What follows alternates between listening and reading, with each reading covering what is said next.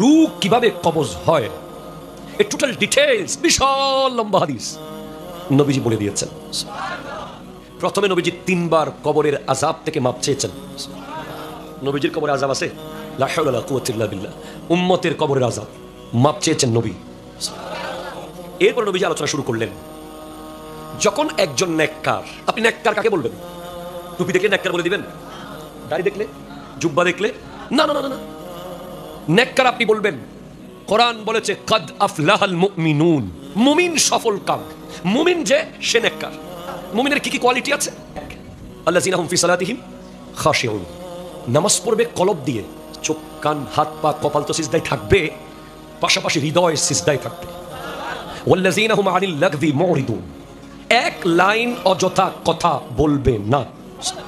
ওয়াল্লাযিনা হুম লিফুরুজিহিম হাফিজুন, লজ্জাস্থানকে যে ব্যক্তি সমস্ত রকম কুধারণা থেকে হেফাজত রাখতে পারবে। ওয়াল্লাযিনা হুম লিযাকাতি ফাইলুন, যে যাকাত আদায় করবে অন টাইম। এগুলো নেককারের বৈশিষ্ট্য। প্লিজ বাচ্চারা কথা বলবে না। এরপরে আরো আছে, ওয়াদা খেলাপ করবে না, আমানতের খেয়ানত করবে না, মিথ্যা কথা বলবে না। এরপর ইন্নামাল মুমিনুনা আল্লাযিনা ইযা যুকিরাল্লাহু ওয়াজিলাত কুলুবুহুম ওয়া ইযা তুলিয়াত আলাইহিম আয়াতুহু যাদাতহুম ঈমানা। নেককার তাকে বলবো যার সামনে আল্লাহর জিকির হলে তার দিলটা আল্লাহর ভয়ে থরথর করে কেঁপে উঠবে, এবং যার সামনে কোরআনের তিলাওয়াত হলে তার ঈমানি শক্তি বাড়তে থাকবে। নেককার তাকে বলবো ইন্নামাল মুমিনুনা ইখওয়াতুন, তাকে নেককার বলবো যার সাথে এই দুনিয়াবি কোনো স্বার্থে, গাছ বাঁশ টাকা পয়সা দোকান মার্কেট ঘর বাড়ি ব্যবসা বাণিজ্য চেয়ার টেবিল মন্ত্রী এমপি, কোন দুনিয়াবি কারণে অন্য কোন মুমিনের সাথে 1 মিনিটের ঝগড়া নাই, তিনি নেককার। নেককার কে বুঝতে পারছেন তো? সর্বশেষ যেটা বলেছি জিস্ট, একজন ব্যক্তি আমানতদার, সত্যবাদী, নামাজ পড়ে, লজ্জাস্থান হেফাজত করে, তার সাথে পৃথিবীর কারো দুনিয়াবি স্বার্থে 1 মিনিটের ঝগড়া থাকতে পারে না। যে জীবনে সুদ খায় নাই, যে জীবনে ঘুষ খায় নাই, যে জীবনে অন্যের 1 ইঞ্চি জায়গা মেরে দেয় নাই, যে সারা জীবন বাবা মার খিদমত করেছে, ফেরেশতা আসবে রহমতের, জান্নাত থেকে ফেরেশতা আসবে, ফেরেশতা বসবে তার দৃষ্টি সীমা পর্যন্ত, দু চোখ যতটুকু যাবে ততটুকু শুধু নূরানি ফেরেশতা দেখা যাবে।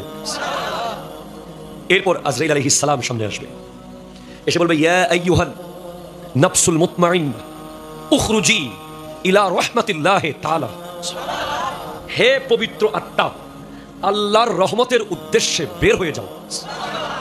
কেমনে বের হবে? যেন হাদিসে আছে, যেন কলসি থেকে পানি বের হচ্ছে।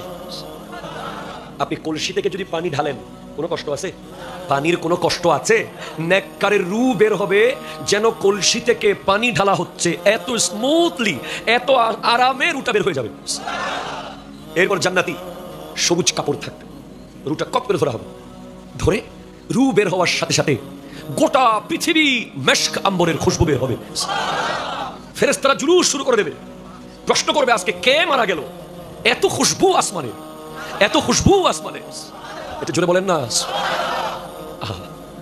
রূহ নিয়ে আসমানের দিকে যাওয়া হবে, ধপ ধপ ধপ ধপ আসমানের প্রত্যেকটা গেট খুলে যাবে। সর্বশেষ রব্বুল আলামিনের কুদরতের কদমে নিয়ে ওই নেককারের রূহটা রাখা হবে। হ্যাঁ, এরপর আল্লাহ খুশি হয়ে যাবেন, আমার ওয়াফাদার বান্দা, তার আমলনামা ইল্লিয়িনের মধ্যে রাখো, তার রূহটা নিয়ে যেখান থেকে এনেছো ওখানে দিয়ে দাও। তার রূহ আবার কবরে এনে দিয়ে দেওয়া হবে। দুজন ফেরেশতা আসবে, মালাকানে আসওয়াদানে আজরাকান, কালো দুজন ফেরেশতা, নীল চোখওয়ালা, যাদেরকে মুনকার নাকির বলা হয়। এর অর্থ হলো যারা মানুষকে ভয় দেখায়, যাদেরকে দেখলে ভয় পেতেই হবে, এমন দুজন ফেরেশতা এসে বসবে। প্রশ্ন শুরু হবে, আপনি জীবনে আরবি ব্যাকরণ পড়েন নাই, মাজি ইস্তেমরারি, আপনি জীবনে ইংলিশ টেন্স পড়েন নাই, ফার্স্ট কন্টিনিউয়াস টেন্স, কিন্তু কবরে যাওয়ার পর আপনি মাজি ইস্তেমরারিও বুঝে যাবেন, ফার্স্ট কন্টিনিউয়াস টেন্সও বুঝে যাবেন। কারণ ফার্স্ট টার্মিনাল এক্সামিনেশন, প্রথম সাময়িক পরীক্ষা, মান রব্বুকা, পাস করলেও ক্লাসে রাখা হবে, ফেল করলেও ক্লাসে রাখা হবে। সেকেন্ড টার্মিনাল, দ্বিতীয় সাময়িক পরীক্ষা, ওমা দিনুকা, পাস করলেও ক্লাসে, ফেল করলেও ক্লাসে, কিন্তু বার্ষিক পরীক্ষায় ফেল করলে রাখা হবে না, বের করে দেওয়া হবে। ওমা কুনতা তাকুলু ফি হাক্কি হাযা রাজুল মুহাম্মাদিন সাল্লাল্লাহু আলাইহি ওয়াসাল্লাম, এটা ফার্স্ট কন্টিনিউয়াস টেন্সে প্রশ্ন করা হচ্ছে। এই মুহাম্মদ সাল্লাল্লাহু আলাইহি ওয়াসাল্লাম সম্পর্কে তুমি কি বলতে, কি লিখতে, কি শুনতে, কি গাইতে, কি ভাবতে, কি বক্তব্য দিতে, কি কবিতা লিখতে, সব বলো।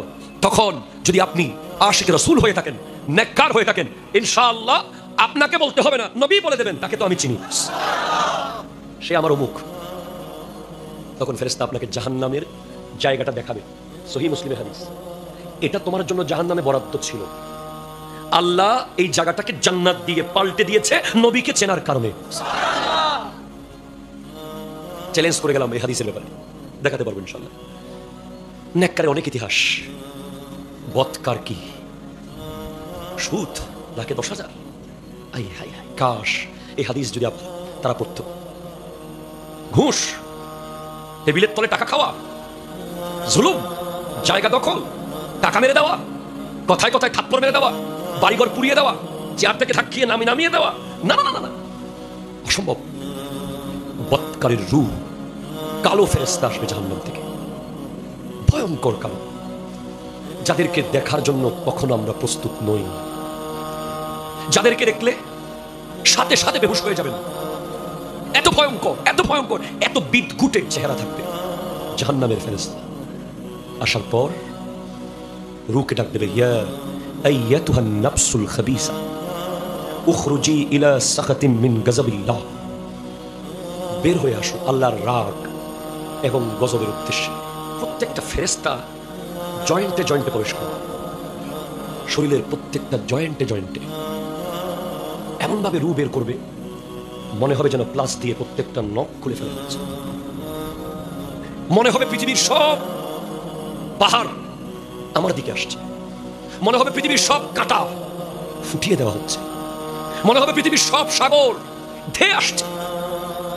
যে সিচুয়েশন, কি কালিমার কথা মনে থাকবে তার, কি স্বজনের কথা মনে থাকবে, সে পাগল হয়ে যাবে, বেকুব হয়ে যাবে, আবল তাবুল বলবে। আর শরহু সুদূর কিতাবে আল্লামা জালালউদ্দিন সুয়ুতী রাহমাতুল্লাহ লিখছেন, ওই সময় যখন সাকারাত চলতে থাকে, সাকারাতের কষ্টকে কিছুটা লাঘব করতে পারে সূরা ইয়াসিন। আপনি তো সন্তানকে সূরা ইয়াসিন শিখান নাই, বানিয়েছেন ডক্টর, ইঞ্জিনিয়ার, প্রফেসর, বিজনেসম্যান, হুজুর বানালে আবার ছেলে কি খাবে, কয় টাকা বেতন পাবে মসজিদের ইমাম আর মুয়াজ্জিনগিরি করে। এই ভয়ে ছেলেকে বানাইছেন, ইংলিশ মিডিয়ামে পড়িয়েছেন। জীবনে কোনোদিন বুঝতে চেষ্টা করেন নাই যে কোরআন তিলাওয়াতের মূল্য কি। সেদিন শুধু আফসোস করবেন, কাশ আমার ছেলে যদি কোরআন তিলাওয়াত করতে জানতো, অন্তত আমার লাশের পাশে যদি কোরআন তিলাওয়াত করতো, আমার